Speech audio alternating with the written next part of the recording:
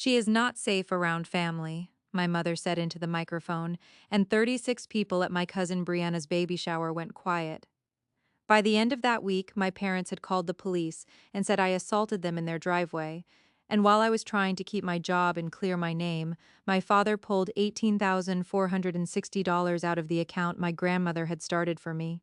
I spent $3,280 on a lawyer I could not afford, got put on leave from work, and lost the apartment I was supposed to move into on June 1st. Then a woman I had never met walked into a conference room in Polk County and read one sentence from a banknote aloud, and my mother stopped correcting people mid-breath. Before I go on, please take a moment to like and subscribe, but only if you genuinely connect with this story, and drop a comment telling me where you're watching from and what time it is there. I always love seeing where you're all listening from. My name is Haley Morgan Ellison. I'm 24 years old. Now let me take you back to Winter Haven, Florida, on Saturday, April 13th, 2024. My cousin Brianna's baby shower was at a VFW hall off Avenue M Northwest. The one with the low acoustic ceiling and the industrial coffee urn that always makes the whole room smell like scorched grounds and powdered creamer. There were paper peonies taped around a rented photo wall, a diaper cake on the gift table, and one of those Bluetooth speakers that cuts in and out whenever somebody walks between it and the phone. I remember all of that because the brain stores humiliation in perfect detail. I had come straight from my shift at Bright Steps Pediatrics. I was still wearing the pale blue scrub pants from work under a cream cardigan because I did not have time to drive back to my apartment on Lake Silver Drive and change. I had a gift bag with 2 muslin swaddles, a receipt folded into the side pocket, and a card I had rewritten twice because my handwriting looked shaky that morning. My mother, Denise Ellison, was helping run the games. She always liked jobs with clipboards. She was in a sage green wrap dress and gold hoops, moving around the room like she owned every chair in it. My father, Randall Ellison, stood near the punch bowl talking to Brianna's father about pickup trucks and property taxes. He was wearing the same brown belt he had worn to every family event for 10 years. I noticed that too. I had not lived at their house in almost 14 months. I rented a one-bedroom by myself. I worked full-time at the front desk of a pediatric clinic in Lakeland, and I had been putting money aside for dental hygiene school since I was 21. My grandmother Clara had opened the savings account with me at Seacoast Community Bank when I was 16. She put the first $600 in it from her church organ stipend and told me, "You do not touch this for nonsense." I listened. I put birthday money in there, tax refunds, overtime, and every spare transfer I could make. By April, it was at $18,460.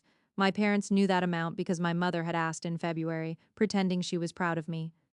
She asked while drying wine glasses in her kitchen in Bartow and said, "It comforts me to know you are finally becoming responsible." That was her style, compliments that left fingerprints. At 1:47 that afternoon, Brianna was opening gifts. At 1:53, my mother took the microphone from Brianna's friend Ashley and tapped it twice with her nail. The speaker squealed. Everybody turned. She smiled first. That is what I remember most. She smiled before she said it. "There is one thing I would like to say before this sweet baby comes into the world," she said. "Family means safety. Family means peace. And sometimes, even when it is painful, we have to be honest about who cannot provide that." The room shifted. You could hear chair legs on the linoleum. Then she looked straight at me. "She is not safe around family." For a second, nobody moved. 36 people. I counted later off the RSVP list because I needed proof of who had heard what. My cousin Noelle froze with a paper plate in her hand. Brianna's mother put her hand over her chest. Somebody near the back said "Denise" under their breath, but not loud enough to stop anything. My mother kept going. Controlled, measured, like she had practiced in the car. "We have all tolerated Haley's volatility for years. Today is not about her. I would appreciate it if she kept her distance from the mother-to-be." I stood up. Not fast, not dramatic. My body just decided before I did. I said, "Brianna, I'm leaving. Congratulations." My cousin's eyes were shiny and panicked. "Haley, wait." But my mother had already made waiting impossible. My father took 3 steps toward me and said, very softly, "Do not create a scene." I remember the smell of baby powder favors and burnt coffee. I remember my hand slipping on the twisted paper handle of the gift bag. I remember that the room was quiet in the way rooms only get quiet when everyone knows something indecent is happening and wants somebody else to stop it. I did not scream. I did not defend myself. Instead, I walked to the gift table, set down the bag, and put the card on top of it so Brianna would know I had brought it. Then I left through the side door by the stacked banquet chairs. That was the opening wound. What I did not know, standing in that parking lot under a hot white sky, was that my mother was not humiliating me for the pleasure of it. She was setting a frame around me before they called the police. She wanted witnesses primed for a version of me that did not exist. That is how deliberate they were. I sat in my car for 11 minutes with the air conditioner running and the dashboard clock changing from 2:01 to 2:12. I called my friend Lauren Hines. She is a dental assistant in Auburndale and the kind of person who can hear one sentence and identify what matters. She picked up on the second ring and said, "You sound wrong." I told her what happened. She was quiet for maybe 4 seconds. Then she said, "Haley, text me the address. I want that room count, the time she said it, and who was near you right now." That is one reason I got through any of this. I had one friend who understood that when people lie about you in a polished voice, your feelings are not the first problem. The record is, so I sat in the parking lot and made a note in my phone. Saturday, April 13th. Veterans Hall on Avenue M Northwest, 1:53 p.m. Denise took Mike. Quote, "She is not safe around family approx 36 guests. Witnesses near me, Noelle Parker, Ashley Ruiz, Brianna Cates, Aunt Rhonda Ellison." Then I drove home. At 6:19 that evening, my mother texted me. "You embarrassed your cousin today. We tried to be gracious." I took a screenshot. At 6:22, my father texted, "You need to give everyone some space." Screenshot. At 6:27, my mother sent another one. "If you choose to escalate, there will be consequences." That sentence sat in my stomach like a coin. I did not answer. On Monday, April 15th, at 10:14 in the morning, I was checking in a 4-year-old named Wesley for a speech consult when my phone buzzed with a Bartow Police Department number. I let it go to voicemail because I was at work. At 10:16 they called again. At 10:19 my clinic manager, Dawn Mercer, stepped up to my desk and said, "Haley, can you come to my office for a second?" The office smelled like printer toner and cinnamon gum. Dawn shut the door behind me. A police officer was standing by the file cabinet with his hat in his hand. Officer Joel Mendez. I know his full name because I stared at the nameplate while my heartbeat went hard in my throat. He said, "Miss Ellison, we need to ask you some questions about an incident at your parents' residence on Sunday night." I said, "I was not at my parents' house on Sunday night." He looked down at his notes. "They reported that you pushed your mother and struck your father during an argument in the driveway at approximately 8:40 p.m. I actually laughed once, not because it was funny, the shock kind. "I worked until 9:12, I said. "I was here." Dawn looked at me, then at him. Officer Mendez said, "Do you have anyone who can verify that?" Dawn said, "We can pull her time card right now." That was the first small mercy, not an emotional mercy, a practical one. He nodded. "Please do." Dawn logged in, printed my timesheet, and there it was. Sunday, April 14th, clock out at 9:12 p.m. I had also bought gas at a Circle K on South Florida Avenue at 9:26. I knew because I used the same debit card for gas every Sunday after closing payroll tasks. My brain was already moving toward receipts. Officer Mendez's expression changed, but only a little. Professionals do that thing where they let a lie die in pieces. He said, "I still need a statement from you." So I gave one. Short, factual. I said I had not been there. I said my parents had publicly called me unsafe at a baby shower the day before. I said I wanted a copy of whatever had been claimed. He said I could request the report once it was processed. When he left, Dawn folded her arms and asked, "Is there something I need to know before this becomes a problem for the clinic?"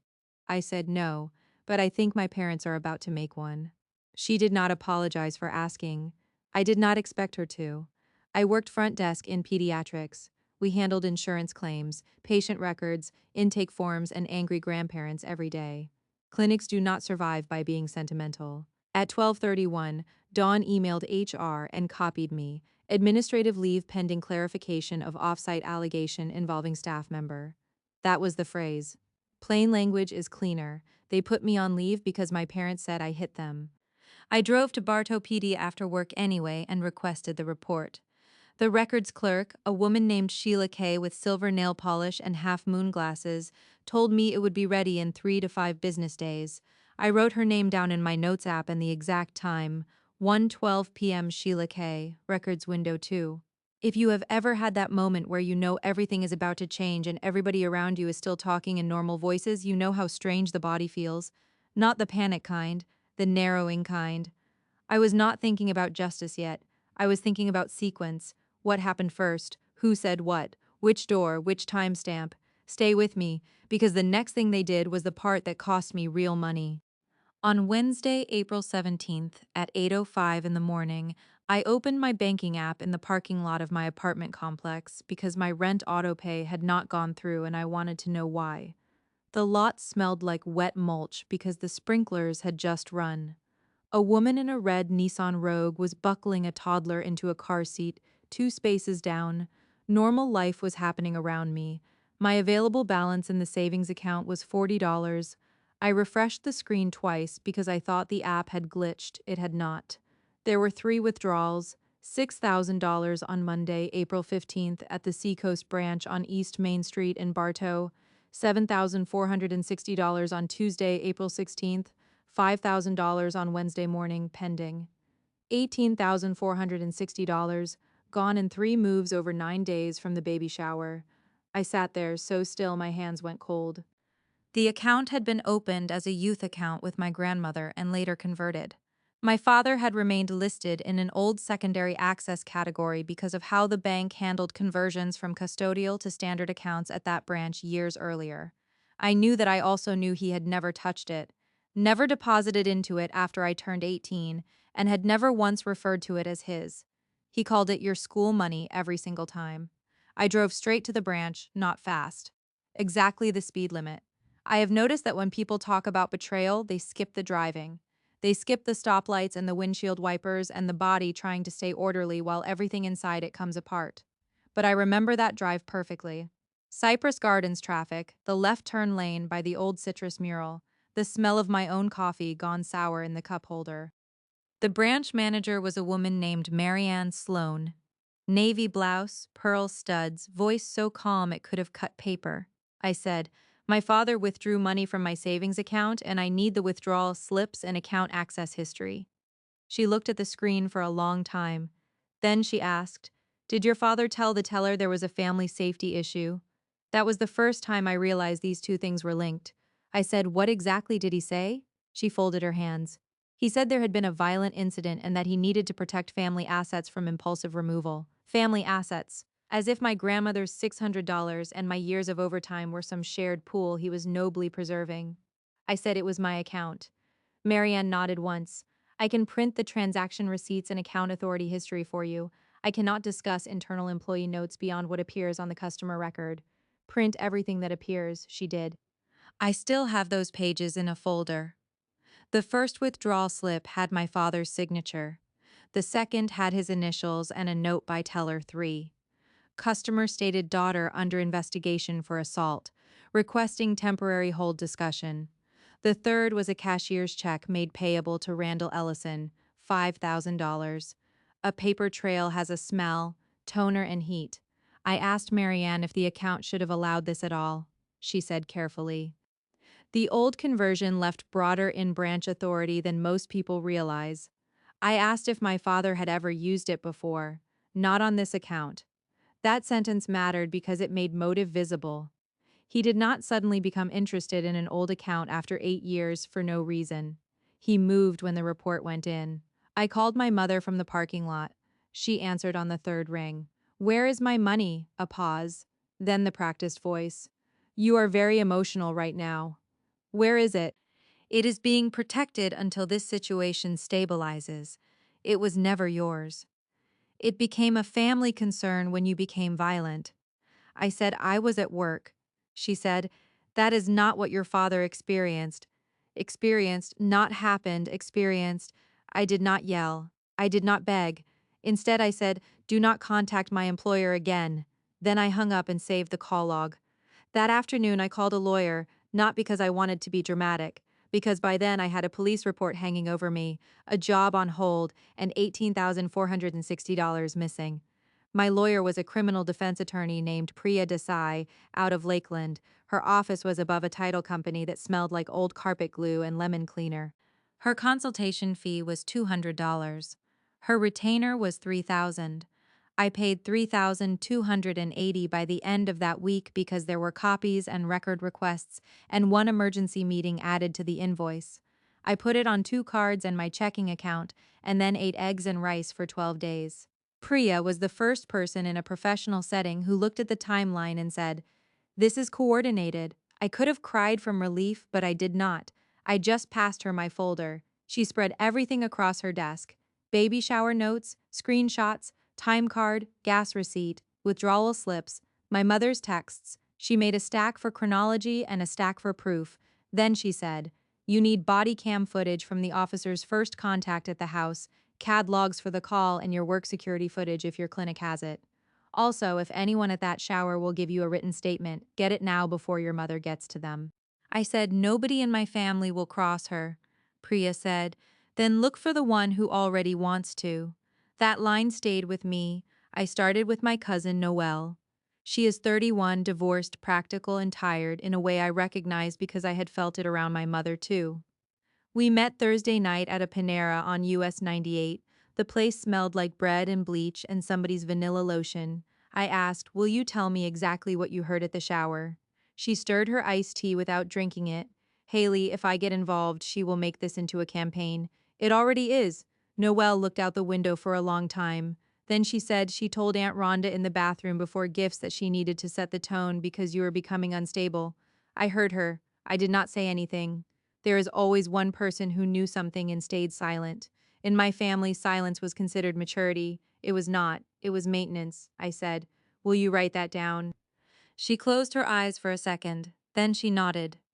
Noelle's statement was 1 page, signed and dated, with the Panera receipt stapled to the back because Priya said it helped show time and place. It said my mother used the phrase "set the tone." It said the microphone statement was deliberate. It said she, Noelle Parker, never saw me approach, threaten, or touch either parent that day. The next morning, Friday, April 19th at 9:37, I got an email from my apartment complex in Lakeland. Application denied due to unresolved violent incident disclosed during screening clarification call.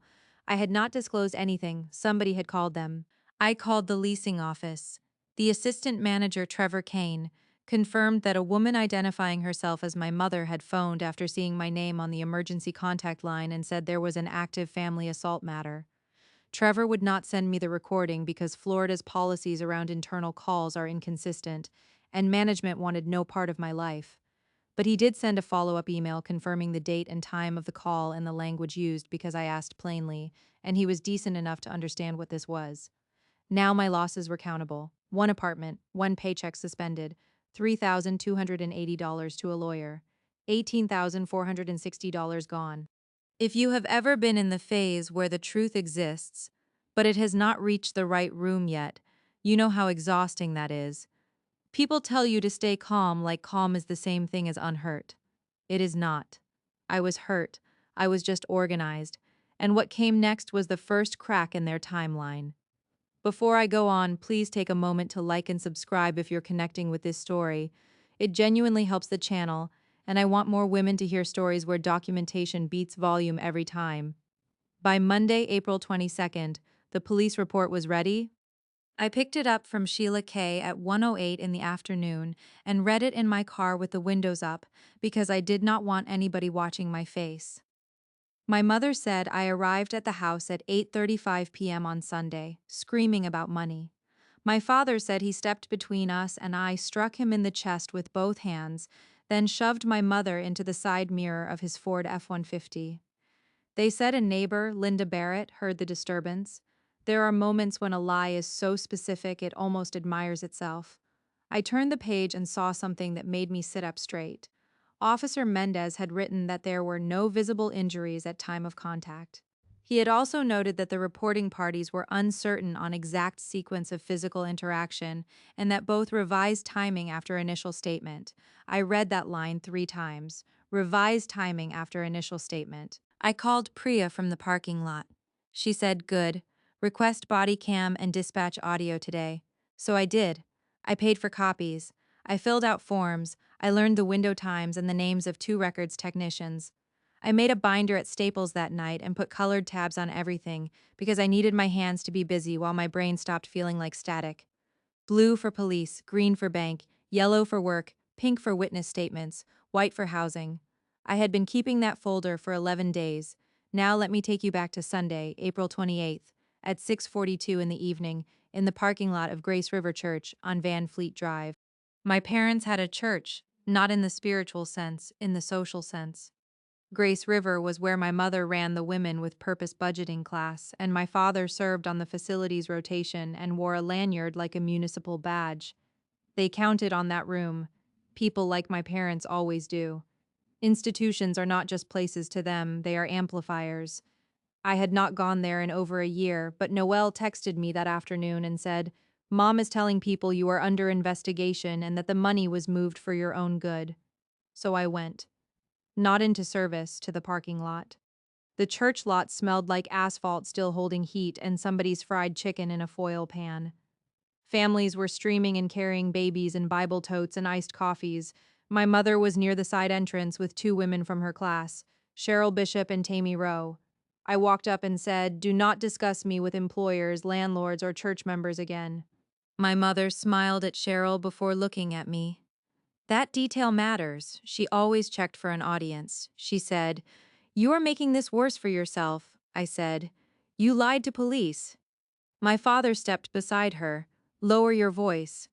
My voice was already low. I held up my phone, not filming them, just visible in my hand. I have the report. I have the withdrawals. Stop, he said. That account existed because of this family. I said, My grandmother put $600 in it. I put in the rest. My mother tilted her head. You are a receptionist, Haley. Let us not pretend this was some magnificent independent fortune that landed because it was designed to cruelty from her. Was always dressed in accuracy, adjacent language.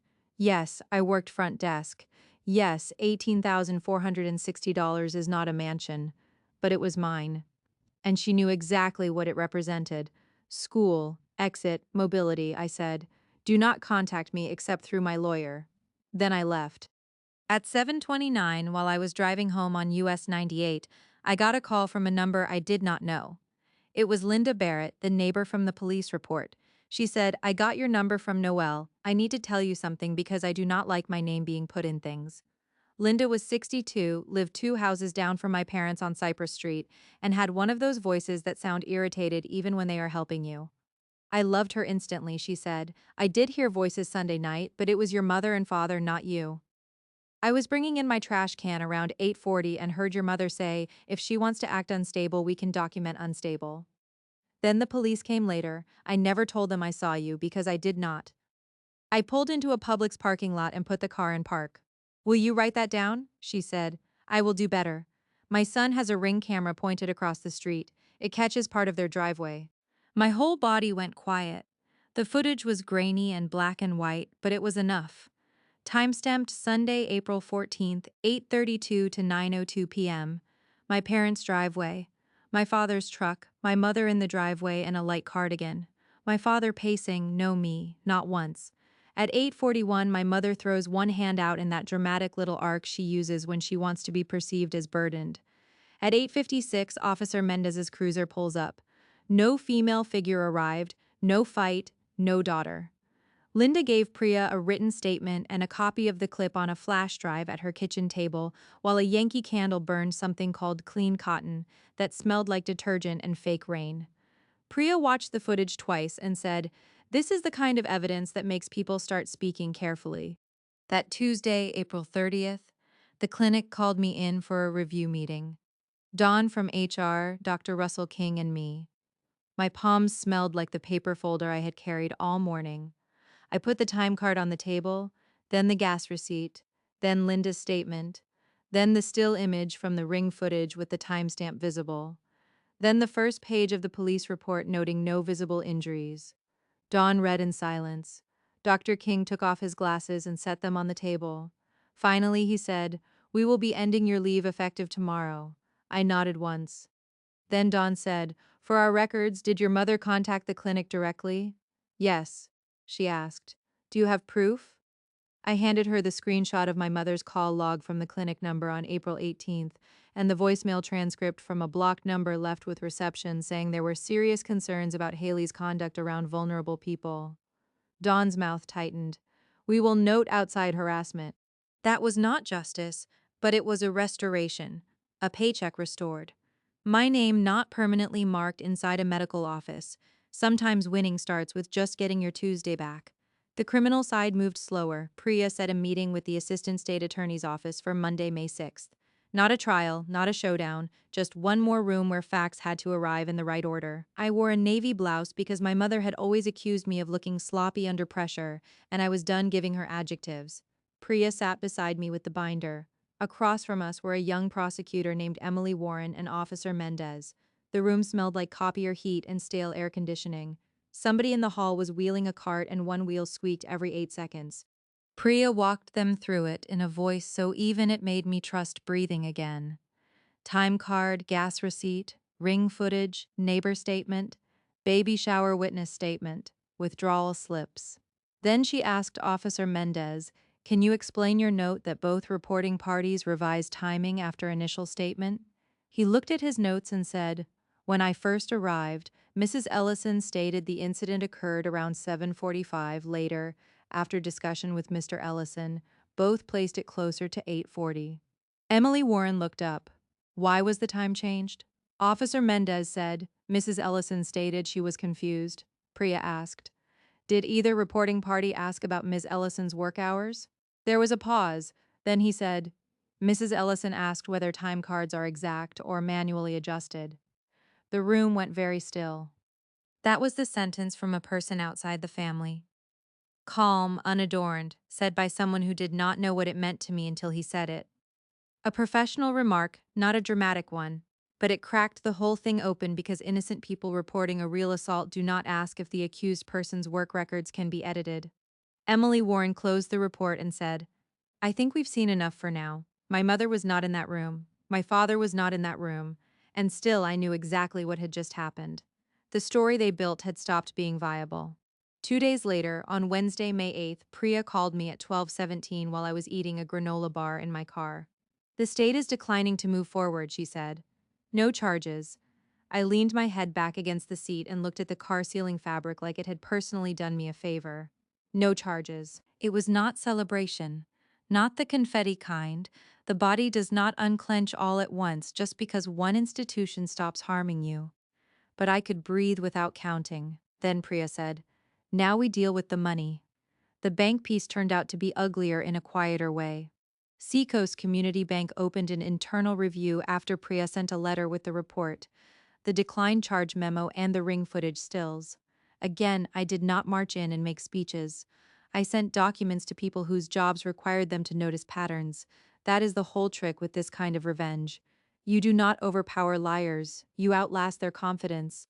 On Thursday, May 16th at 10 in the morning, Marianne Sloan called and asked me to come to the branch for a meeting with regional operations.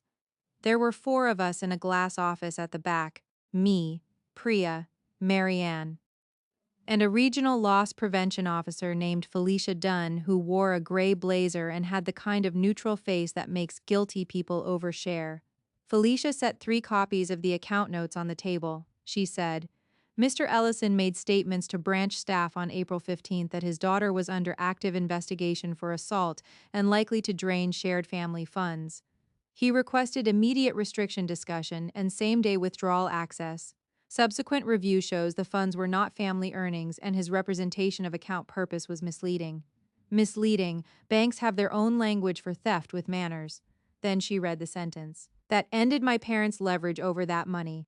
Based on the documentation we have reviewed, the bank is reversing the remaining $5,000 cashier's check, seeking recovery of the prior withdrawals, and removing Randall Ellison from all legacy authority on this account." I felt my throat tighten. Priya asked, "What is the timeline on reimbursement?" Felicia said, "The available amount will be restored within 5 business days. Recovery on the rest depends on where the funds moved." We have already identified a payment of $6,800 toward a Ford credit balance and $4,200 toward a Chase card in Mr. Ellison's name. That was the first time I learned where my school money had gone. Not hidden for my own good. Not held in trust. They used it to pay down my father's truck and a credit card. The room smelled like office dust and the strawberry hand sanitizer Marianne kept by the printer. I remember that because I needed something ordinary to focus on, while hearing exactly how they had spent my future. Felicia kept going. There is also a transfer of $3,960 to Grace River Church Building Fund. I looked at Priya. She looked back at me once and said very quietly, "Of course there is. If you have ever heard a detail that makes the whole moral architecture of someone snap into focus, you know that feeling. Not the surprised kind, the confirming kind. They had not just taken from me, they had laundered the story through every institution that made them feel righteous. Police work, housing, church, bank. They weaponized belonging." By Tuesday, May 21st, the first restored funds hit. 5,000 from the canceled cashier's check. Then 6,800 recovered from Ford Credit after the bank clawback process. Then 4,200 from Chase. The church payment took longer because Grace River argued it had accepted the donation in good faith. Priya said good faith is not magic. The church did eventually return the $3,960 on June 4th after Felicia Dunn sent verification that the source account was under active fraud review. I was copied on that email. I printed it. All told, I got back the full $18,460. That alone would have been enough for some people. Get your money, keep your distance, move on. But my parents had made my name into a public object, and I had learned the hard way that private corrections do not undo public damage. The truth had to land where the lie had lived. That room turned out to be a church finance meeting. Grace River held a quarterly stewardship dinner on Friday, June 7th, in the fellowship hall. Round tables, crock pots of baked ziti. I know because Noelle, who had started doing administrative volunteer work there, texted me 3 days before and said, "Mom is presenting the women's budget class summary, and Dad is being recognized for facilities giving." I did not ask her to do anything illegal. I did not ask her to sabotage a microphone or leak private records. I asked one thing. Can you tell Felicia Dunn that Grace River still has my parents listed as donor contacts on the disputed payment and ask whether someone from the bank needs a receipt signature? Noelle said, "You are terrifying in the calmest possible way." The answer was yes. Now let me take you back to Friday, June 7th at 7:22 in the evening, to the Grace River Fellowship Hall in Bartow, with 61 people in the room and a smell of marinara, coffee, and those lemon bars from Publix that always leave sugar dust on your fingers. I was not at the front. I was at a back table near the double doors with Noelle and Linda Barrett, because Linda said if she was going to have her name used in family nonsense, she at least deserved a decent dessert. Priya told me not to speak unless spoken to. Fine by me. My mother was near the podium with a laminated agenda. My father was in a sport coat he only wore for funerals and church recognition nights. He looked pleased with himself. That was useful. At 7:28, Pastor Kevin Morrow thanked volunteers and started calling up people who had shown unusual stewardship and consistency. My father smiled like a man being photographed for a dealership ad. Then the side door opened. Felicia Dunn from Seacoast walked in carrying a slim blue folder and a receipt envelope. She was there because Grace River's bookkeeper had asked for written confirmation before posting the returned building fund donation. That was all. Just process, just paperwork. My favorite kind of witness. Pastor Kevin saw her and said into the microphone, "Oh, if this is for Tina in finance, you can just come on up." Felicia did. My mother saw me then. Not first, not immediately. She saw Felicia, then followed the line of what that meant. Then found me at the back table. She did not go pale. Real people almost never do. Instead, she straightened one stack of papers on the podium that did not need straightening. Felicia stepped beside Tina Alvarez, the church bookkeeper, and said, without a microphone but loud enough in the hush, "I just need a signature acknowledging return of $3,960 from the Ellison donation paid from disputed funds." Disputed funds. The room held still.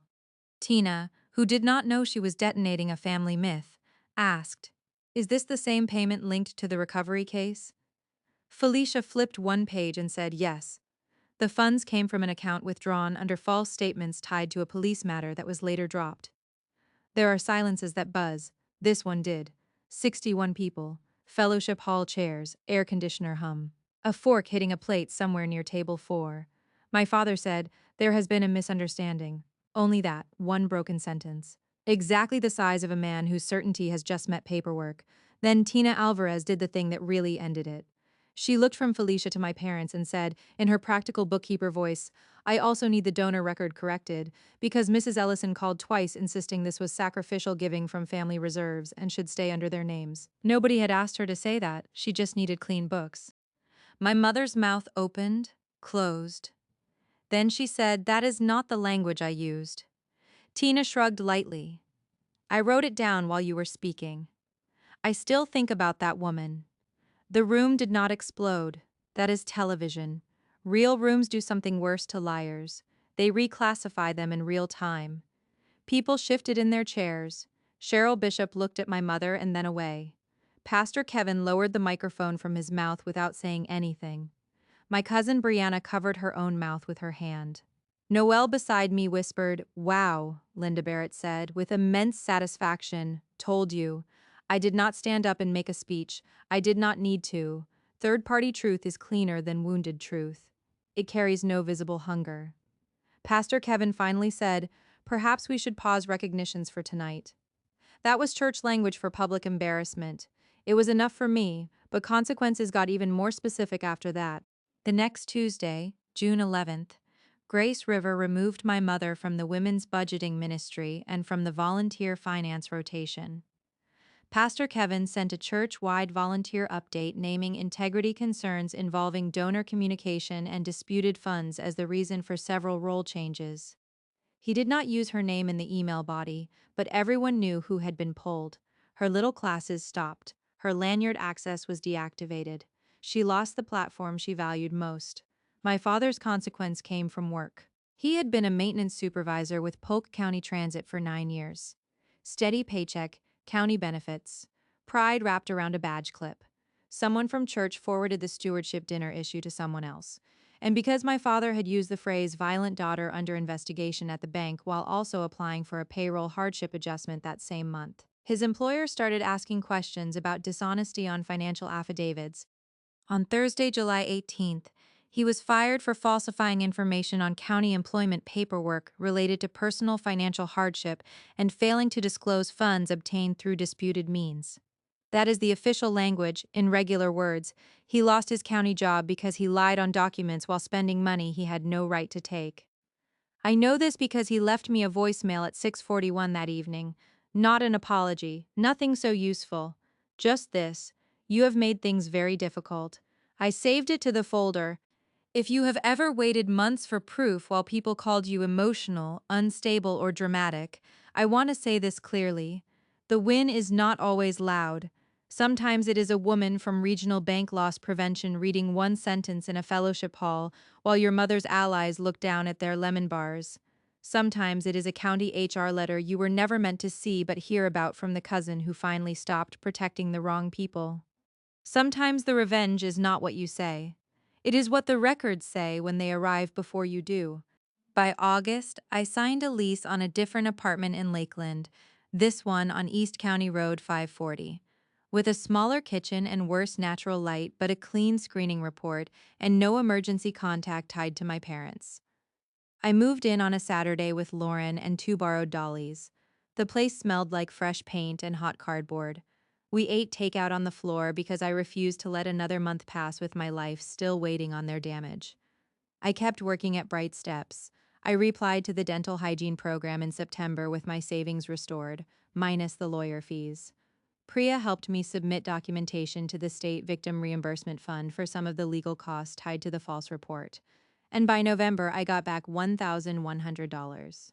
Not all of it, enough to matter. Noelle and I still talk. Not every day, but enough for me to know she left Grace River's volunteer admin team 2 weeks after the stewardship dinner because she was done spending unpaid hours inside systems that rewarded polished cruelty. Linda sends me memes about nosy neighbors and once texted me, Your mother looked furious at Publix and I considered buying cake. I told her to always buy the cake. As for Brianna, she apologized in July. We met at a coffee shop in Winter Haven with sticky wood tables and an espresso machine that hissed every 40 seconds. She had the baby by then, a little girl named June with my grandmother Clara's ears. Brianna said I should have stopped her at the shower. I said yes, she cried quietly. I did not. Some truths do not need cushioning. My mother tried twice to repair communication, once by certified letter in September, once by leaving a Christmas card in my mailbox through Noel. The letter said, "Families survive misunderstandings by refusing outside narratives." That is a very Denise Ellison sentence.